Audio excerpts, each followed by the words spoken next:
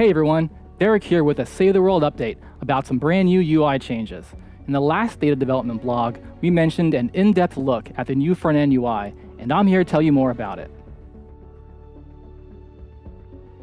We wanted to give the front end a bit more life and character. This is your home base after all.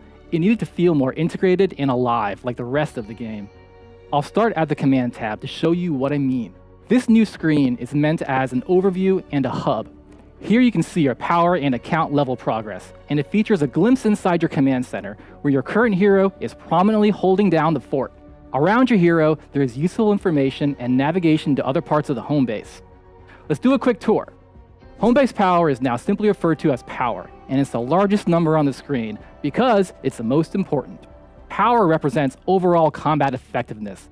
If you want to take on more challenging missions, you'll need to increase your power. Notice the reward you are working towards is shown at the end of your XP bar.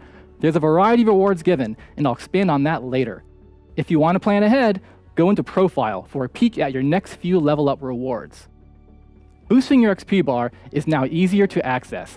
There's a button below the bar showing your current boost level and how many more you have left. We've also added a big yellow button for quick access to change your hero, as well as a shortcut to the inspect screen to level up. You might have heard about the upcoming hero loadout system. When it's released, this is the button that'll take you there.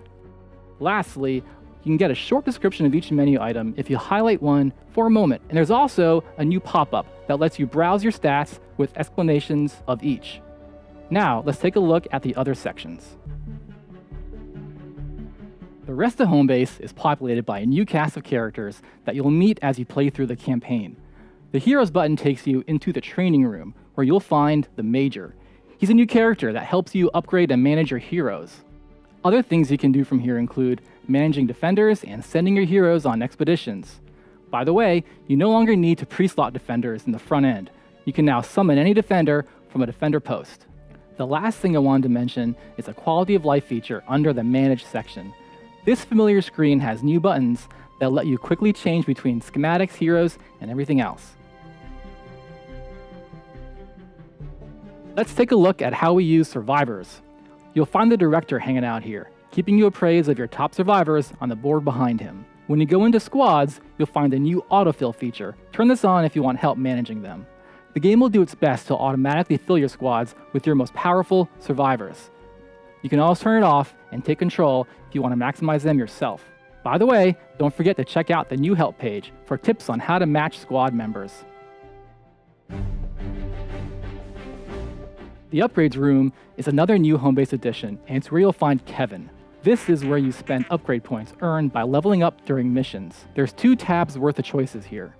The first is all about your gadgets, and the other, Tools, is where you can increase the size of your backpack, improve your trusty pickaxe, and other similar things. If you want to plan ahead, you should try out the Preview button. This handy feature lets you flip through each level of your gadget and tool expansions. Next, let's take a look at Lars's research room. Research points generate like they used to, and are automatically collected when you enter the room. From here, you can spend your research points to boost the fort stats of your choice. The research lab will get more efficient over time and generate points faster and storing more. Plus, you'll get an extra bonus when you fill a fort meter.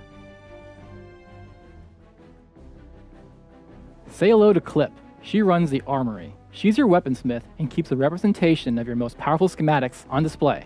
The armory remains the place where you can access your schematics, backpack, storage, and resources. From here, you can also get to the collection book and transform. Players who are just starting out will find that their home base will grow over time. Some of the people and places won't be there from the get-go. Don't worry, you'll unlock them as you progress in the main campaign. Also noteworthy, previous front-end tutorials have been replaced with a new system that explains features as they become available. Existing players have probably noticed pretty big changes in this overview. We've removed the old skill and research trees. Both were slow to navigate, could be difficult to understand, and had some choices that weren't always meaningful. With these changes, we've moved the more impactful gameplay choices directly into the upgrades room. The basic feature unlocks, such as survivor slots and evolution, are now quest rewards in the campaign storyline. Additionally, we've removed some restrictions, such as the requirement of leadership nodes in order to play a particular class. This should help smooth out the flow of the game. With the skill tree removed, we filled in the account level up rewards with fort stats, upgrade points, and more.